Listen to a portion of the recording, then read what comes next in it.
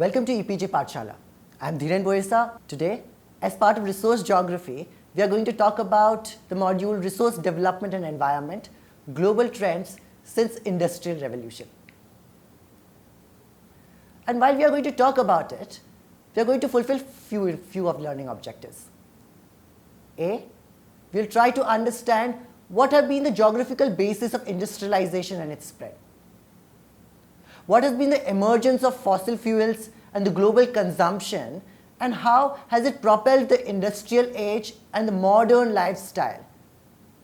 What is the relationship between, say, industrialization and the global changes in the population and the emergent demand on finite resources? What is the nature of this resource in use and the pressures of the environment, raising on the question of sustainability? So what we are going to do today, we are going to talk about a story. And this story is going to be the story of human civilization. At different points of history, we have consumed and produced different kinds of tangible and intangible resources. From as hunters and gatherers to agriculturalists to industrialists and the modern age and the modern civilization that we quote. History and geography of humankind is also the story of resource consumption. It is a history of the development of these various tangible and intangible resources that have propelled the course of human growth and development at different points of time. From the consumption of wood, wind and water in the pre-industrial phase as primary sources of energy to the ushering in of the fossil fuel consumption with the emergence of coal, petroleum and natural gas. The basis of economic growth have undergone drastic changes. These relationships that we are speaking about are in the terms of dependent population. How the growing population also implied growing demands on the natural resources. How does it represent spatial inequalities in terms of not just these demands, but between industrially developed countries and developing world? And what are the pressures of such on the issues of environment? Say, consumption of different resources at different points in time has had certain impacts on environment. What impact has industrialization have on environment? And we are going to talk in terms of energy consumption, issues around climate change and carbon emissions, ozone depletion and spatial inequalities therein. The flow of the lecture is going to be like this. So initially, we'll start to establish industrial revolution, where it started, how it spread out to different parts of the world, what kind of resources fueled this industrial revolution. Next, what we are going to talk about is what is the relationship of this industrial revolution and the way it spread across the world on the growth in population. Is there a relationship? Further, what we are going to do is, if there is a relationship between industrial revolution and, say, growth in population, what implications does it have on, say, environment in terms of carbon emissions, in terms of global warming, climate change impacts, etc. Simultaneously, we are also going to talk about the global flow of energy consumption, trying to exhibit how the shift from renewable sources of energy to non-renewable sources of energy like fossil fuels, coal, petroleum, natural gas, triggered and changed the entire human history. And while we speak of this, we speak by this consciousness that today, unlike any part of human history, there are more number of people inhabiting the Earth's surface. And that number of people inhabiting the Earth's surface is more a product of last 200 years. Then what happened in this last 200 years? Or say a time little earlier than last 200 years. We start our story in late 1700s. Late 1700s is the period when the Industrial Revolution first knocked at the doors of Great Britain. and how it changed the geographies of resource consumption. And what we are talking about is how new technological innovations were adopted and how these new technological innovations changed the lifestyle of people, what kind of social and political ramifications they had, how they increased the production capacity, how that increase in production capacity was not just in terms of, say, industrial products, but also in terms of agricultural productivity, something that led to mechanization of farming, something that led to spread of high-yielding varieties of seeds, chemicals, fertilizers, and pesticides, and that sort of technological innovation that triggered in possibilities of increasing food supply. And when we say increasing food supply in correspondence to growing population, we mean the issues of food security. And how the story was not just limited to food security, but how the implication of Industrial Revolution was also on health issues. How that Industrial Revolution was also about medical revolution. How scientific thinking penetrated into the way we treated diseases. Not forgetting that how newer forms of diseases were also discovered at this time. However, what happened was a lot of diseases, a lot of calamities that we thought were natural, that we had no command over, now we could change. Now human beings felt a little control over the way environment functioned, the nature functioned. So what happened in Industrial Revolution? One significant element that happened in Industrial Revolution was shift from wood, wind, and water to coal, petroleum, and natural gas. Late 1700s, but it took next 100 years till 1800s, the way it spread across not just Great Britain, but Western Europe, and reached to the shores of the United States of America. Until 1960s, when it has become so humongously, so intricately part of human psyche, that we can't imagine development without talking about industrialization. We can't talk about development without talking about consumption of coal, petroleum, and natural gas. Now we're going to talk about what then was the reason why it happened in the way it happened in Great Britain and nowhere else. What was so special about Great Britain geographically? A, Great Britain at that time was an imperialist country. B, Great Britain had enormous supply of coal and iron ores. And being an island country, it had a long coastline. And this long coastline would then imply that not just it is immune to any external threats, but it also has a cheap mode of transportation. This was also the phase of human history when we saw emergence of railways and roadways and canal as waterways as cheap modes and faster modes of transportation. You had raw materials from colonies, you had colonies at marketplaces. So Great Britain had everything possible going good for it to have Industrial Revolution.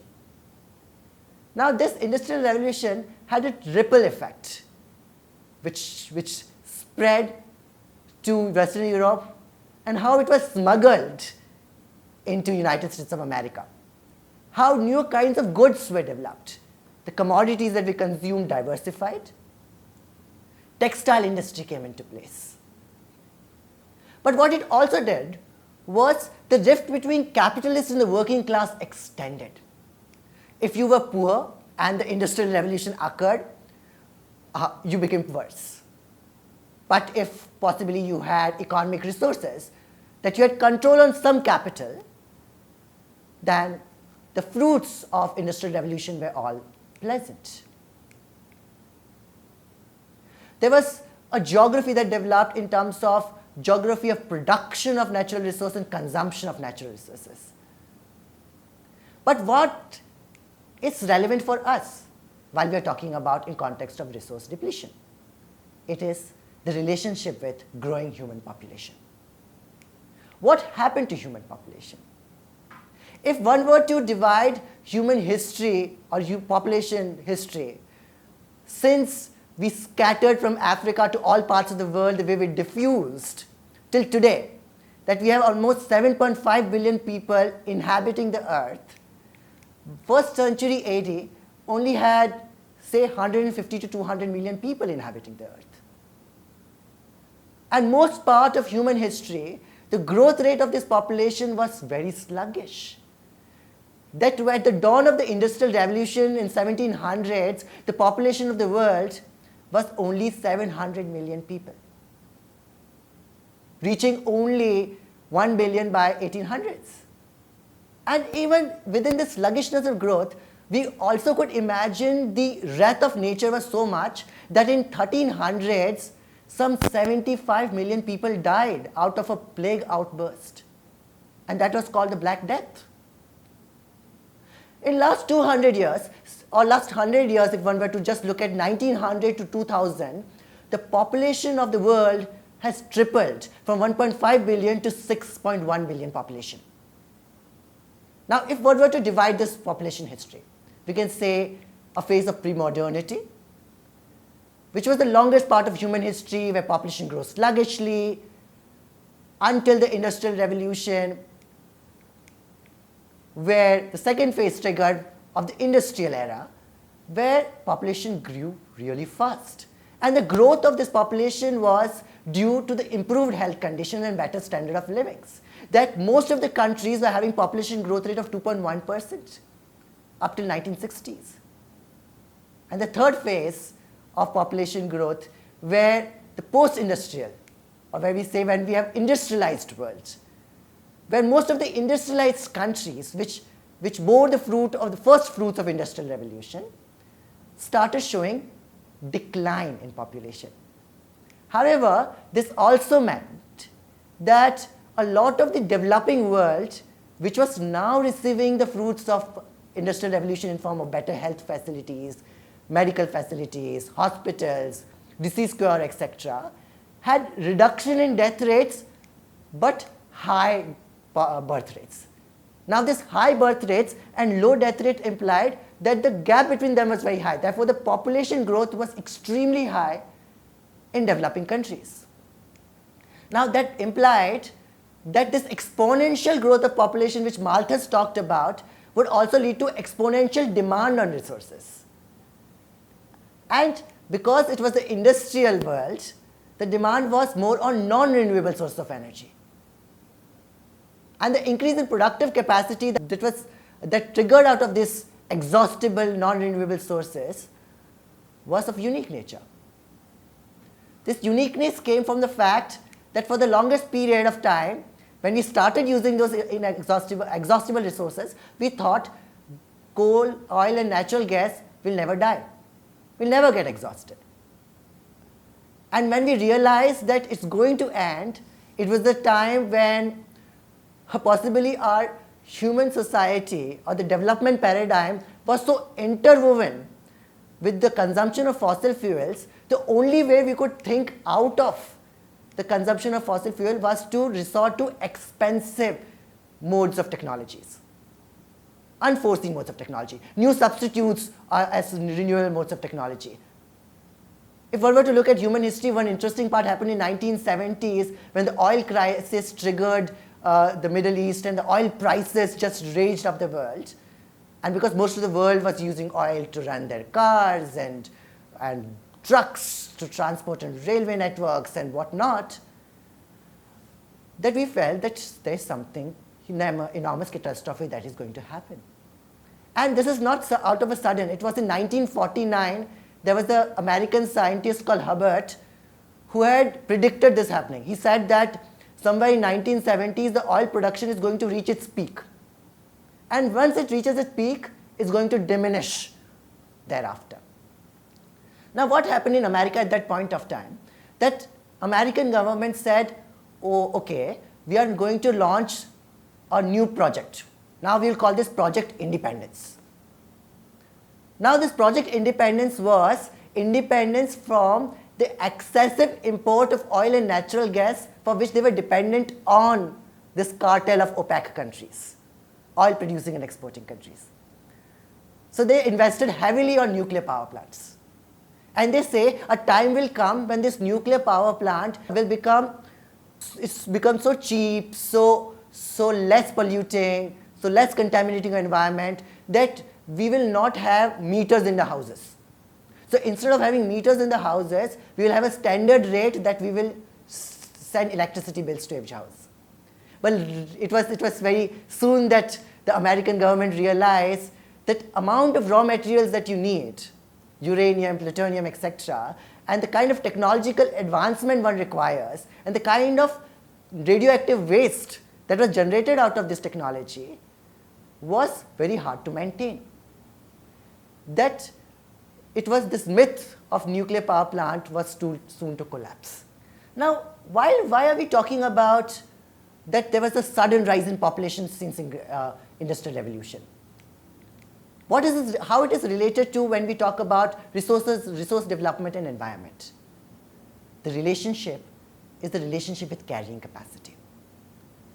Now, how did Earth's carrying capacity get affected by Industrial Revolution is what Martin talks about in terms of technological innovations and agricultural revolution, in terms of green revolution technology.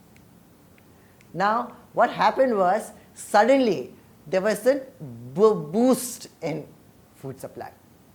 Now, one should also realize this increase in carrying capacity also has a certain limitations. And it will also exhaust unless we use and devise certain sustainable methods to do it, to resolve the issue of energy crisis.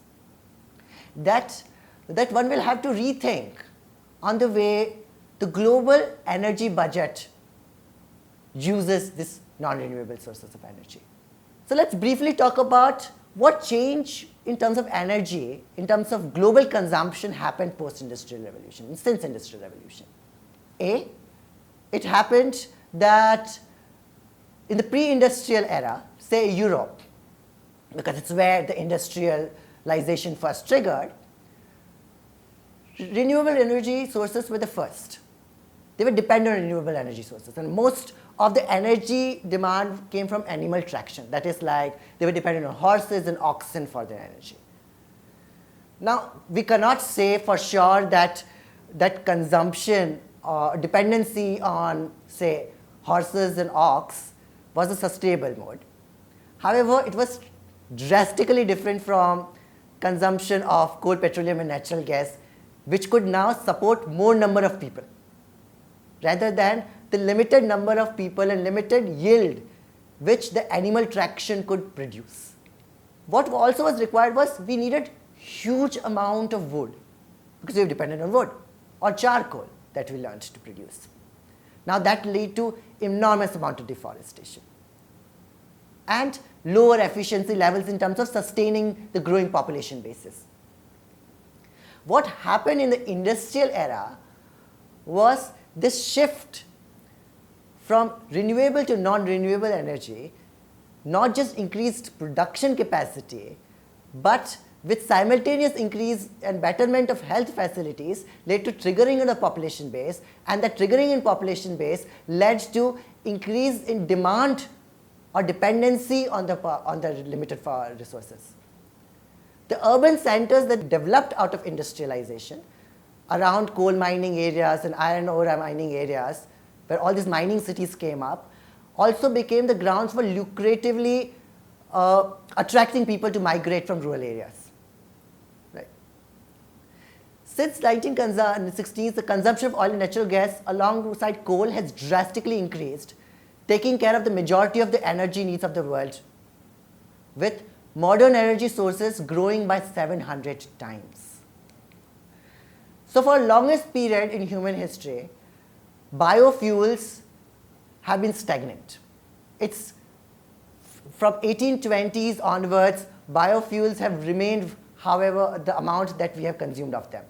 However, since 1960s, there have been rush in terms of fossil fuel consumption. So coal, petroleum, natural gas, nuclear power, etc. has increased drastically. Not just we have not tried figuring out other alternative modes of energy source, but most of these energy sources have also been expensive and not easily convenient at the present rate of the growth pattern to easily shift to those. What it has also done is this industrialization has triggered issues around pollution, increase in carbon emissions. Greenhouse gases have been released into the atmosphere, linking it to the issues of global warming and raising issues around, say, climate change, where we are still figuring out how at different parts of the world is differently reacting to the way this increase in carbon emissions has, or we say carbon footprint, has changed the way we imagine the resource consumption map of the world. That the era that we live in, what we call modern, the kind of standard of living that we enjoy, going to areas of mass consumption, consumerist culture, one is to realize that most of this is dependent on this fossil fuel consumption. That all, let's say, while only 17% of the world population lives in developed countries, they consume as much energy as the rest 83% of the world consumes. If one were to look at the figures of 2014 by World Bank, 81% of the world relies on fossil fuels for its energy needs, triggering ecological challenges of rapid industrialization in form of the way limited resource base of the earth and growing population post-industrialization react to each other, with increasing in demand for resources for satisfying human needs. And second, how this industrialization based on fossil fuel consumption has raised a host of ecological issues around pollution, poverty, carbon emissions, greenhouse emissions and global warming, hazardous waste disposals, drinking water contamination, health hazards, etc. New forms of diseases have come. Let's briefly talk about what are these ecological issues. Let's start with global warming. The simplest explanation to global warming would be increase in the world temperatures. Now, when we talk about global warming and when we're talking in context of industrialization, what we're saying is that this global warming is a human-induced global warming.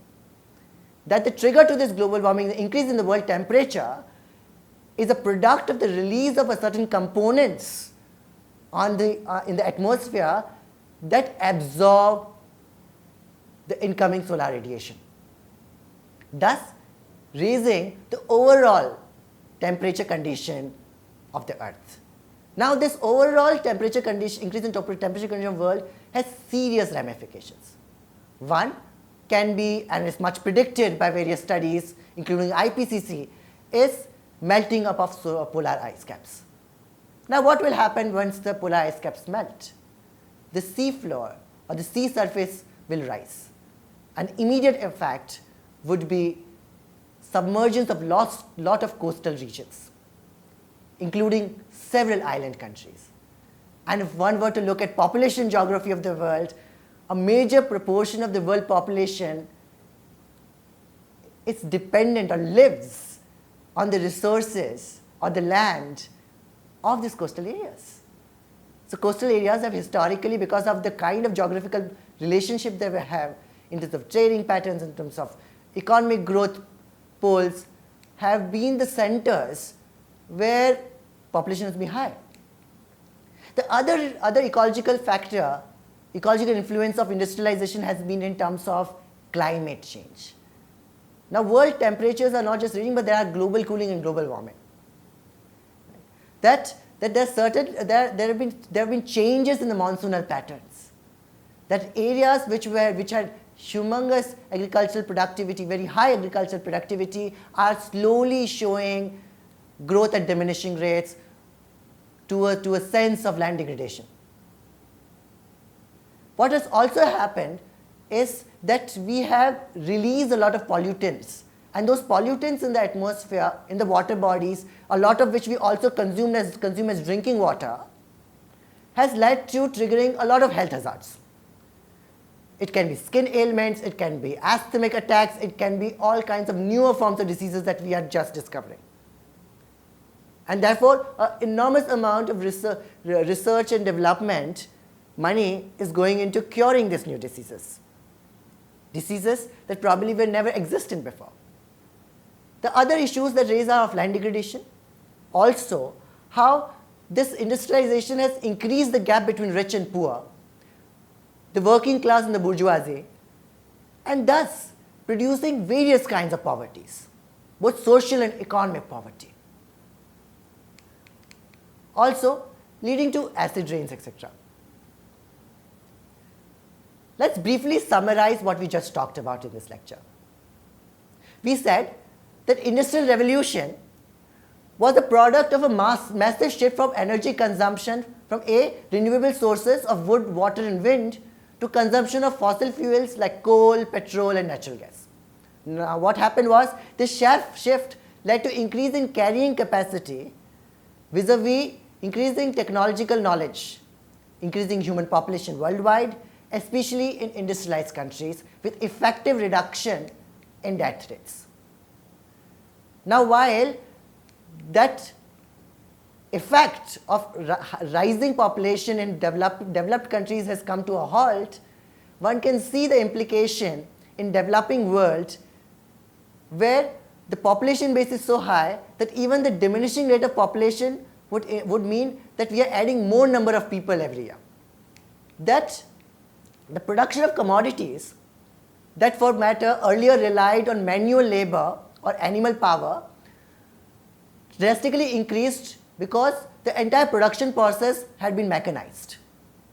This led to increase in production capacity, further infusing and benefiting growing population, and thus leading to increase in demand on natural resources for satisfying human wants.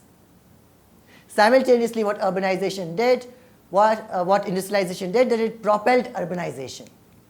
How these industries drew a lot of out-migration from rural areas, which changed significantly environmental conditions by putting excessive pressure on resources, growing level of pollution, contamination of resources, enhanced rates of carbon emissions, and greenhouse effect, global warming and climate change, widening gap between rich and poor, developed and developing worlds.